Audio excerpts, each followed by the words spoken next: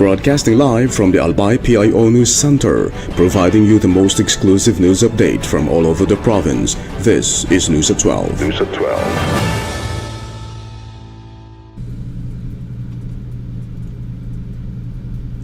For the local scene, 600 child development workers get incentives. More than 600 accredited child development teachers and child development workers in Albay have received their second incentives from the provincial government of Albay. The distribution was facilitated by the Provincial Social Welfare and Development Office and the Provincial Treasurer's Office as part of the province's continuing support for child development workers. A total of 612 teachers and workers each received 4,500 pesos, covering their incentives from April to June. The assistance recognizes their vital role in teaching and guiding young children and barangay-based child development centers across the province. The provincial government said the program supports community workers who help strengthen early childhood education for Albayano children. Moreover, Albay boosts industrial zone development. The provincial government of Albay has strengthened efforts to attract investments and create jobs through a capacity building seminar for representatives from all 16 local government units. The activity focused on helping local government develop industrial areas that meet Philippine Economic Zone Authority standards and are attractive to investors. Participants were guided on land use planning, regulatory compliance, infrastructure development, and investment promotion strategies needed to establish PEZA-ready industrial zones. Resource speakers also discussed ecozone development requirements, including site selection, utilities, infrastructure, investor expectations, and the accreditation process. Officials said the initiative aims to support business expansion, generate employment opportunities, and stimulate local economic growth across the province. The seminar concluded with the adoption and signing of the Albay Industrial Development Manifesto, reaffirming support for industrial development and investment-ready areas in Albay.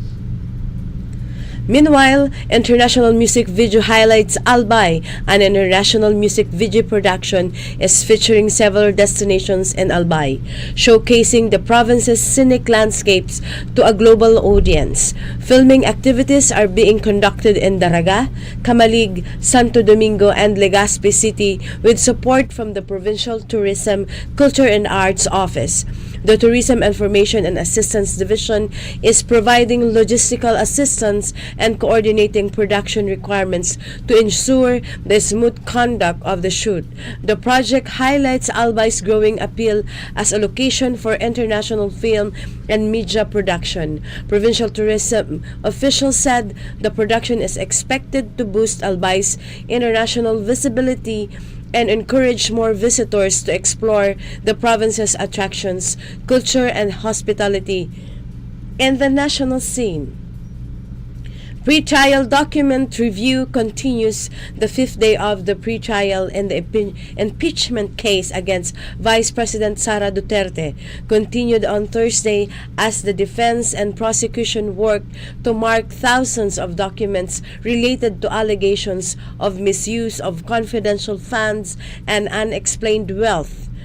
Article 1 remains the biggest task, with about 8,000 exhibits to be marked after both the House prosecution panel and Duterte's defense team submitted roughly 4,000 documents each. To speed up the process, 6 marking tables were set up, with 4 assigned to Article 1 and 2 to Article 2. Each staffed by representatives from the defense, prosecution, and the office of the Senate Secretary. Although both sides had hoped to finish the pre-trial on Thursday, Clerk of Court Renato Bantog said the conference may be extended to Friday if more time is needed to complete the document marking. The House prosecution also asked to open a sealed Bureau of Internal Revenue box containing the tax records of Duterte, her husband, and their companies, while Bantog said the impeachment court will decide on the request and aims to issue its pretrial order by early next week. Meanwhile, DepEd reviews school security. The Department of Education is reviewing security measures in schools nationwide after a shooting at San Jose National High School in Tacloban City left 3 students dead and 20 others injured. DepEd Undersecretary Malcolm Garma said the agency is checking the availability of security guards, CCTV cameras, and metal detectors in schools while reminding administrators to strictly follow existing campus safety rules. The department has sent a team to Tacloban to assess the situation, provide assistance to victims, and offer counseling services to students, teachers, and others affected by the tragedy. Garma also announced plans to hire more guidance counselor associates to give students easier access to counseling and early support that may help prevent violence in schools. Meanwhile, the Juvenile Justice and Welfare Council said the 15-year-old suspect may face charges if prosecutors find evidence of discernment, while the 14-year-old suspect will undergo rehabilitation and intervention programs under the law. In another story, Trillanes filed cyber libel complaint. Former Senator Antonio Trillanes IV on Thursday filed a cyber libel complaint against Senators Alan Peter Cayetano and Rodante Marcoleta, as well as 18 alleged former bodyguards of ex-Congressman Zaldico, over statements made during a June 4 flood control investigation during the hearing led by Cayetano and Marcoleta. Cause alleged former aides accused several officials, including Trillanes, of receiving suitcases of cash allegedly linked to flood control projects, and the International Criminal Court's probe into the Duterte's administration's drug war. Trillanes said the hearing was conducted by a rogue Blue Ribbon Committee and argued that Cayetano and Marcoleta are not protected by parliamentary immunity, prompting him to include the remarks in the complaint. He maintained that the allegations are false and defamatory, warning that he will continue filing cyber libel cases each time the same claims are repeated, because every public repetition may constitute a separate offense under the law.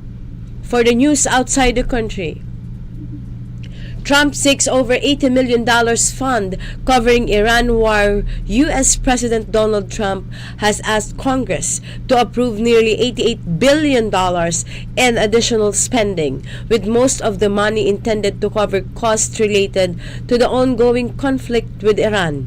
The funding request includes about $67 billion for the Pentagon, covering military operations, weapons, classified programs, and other defense needs linked to the war. The proposal comes as lawmakers continue to debate the conflict, following a congressional resolution calling for an end to hostilities unless further military action is authorized by Congress. Besides defense spending, the package sets aside more than $11 billion for farmers affected by trade and economic disruptions, along with funding for Ebola response efforts and major infrastructure projects. The request is expected to be reviewed in Congress, where lawmakers from both parties are assessing its costs, priorities, and potential impact ahead of the upcoming midterm election. Meanwhile, Haze threat looms over region. Southeast Asia faces a high risk of severe haze in the second half of 2026 as the return of El Nino and a possible positive Indian Ocean dipole are expected to bring hotter and drier weather. According to the Singapore Institute of International Affairs, the think tank warned that dry conditions combined with ongoing forest fires in Indonesia and Johor earlier this year could increase the likelihood of widespread haze similar to the major episodes seen in 1997, 2015, and 2023. Experts said rising fuel, fertilizer, and farming costs may push some producers to use cheaper but harmful land clearing methods such as slash and burn practices, especially as demand for palm oil-based biofuel continues to grow.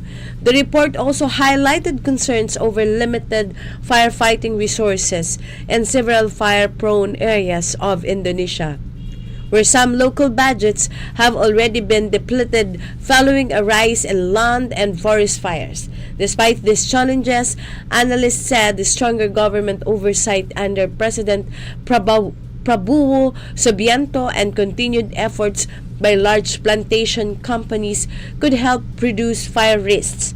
Although smallholder farms and village lands remain vulnerable, and an international development involving the Philippines, regional security ties grow. President Ferdinand R. Marcos Jr. welcomed to Lam at Malacanang Palace as the Philippines and Vietnam celebrated 50 years of diplomatic ties and 10 years of strategic partnership. Amid tensions in the South China Sea, Southeast Asian nations are strengthening security cooperation through military coordination and intelligence sharing. On June 1, the Philippines and Vietnam upgraded ties to an enhanced strategic partnership and signed a defense pact covering regular talks, intelligence exchanges, and joint maritime activities. Vietnam has also acquired India's BrahMos missile system, while the Philippines, Japan, Australia, and Indonesia have expanded security cooperation through new agreements and consultations. Analysts say these partnerships help protect regional interests, reduce security risks, and strengthen responses to concerns over China's actions and uncertainty about future U.S. security commitments. That ends our news break for today, June 26, 2026. We'll be back tomorrow for more news updates. Thanks to our news break writers Elja Lorejo, Naomi Hernandez, and Ian Buetre. And on the technical side, we have Mr. Richard Bobes. To our Provincial Information Office OIC, Marty Gonzalez, under the supervision of our Governor Noel Irizal. This has been your anchor, Anessa P. Babb. Thank you for subscribing. Albay in my heart.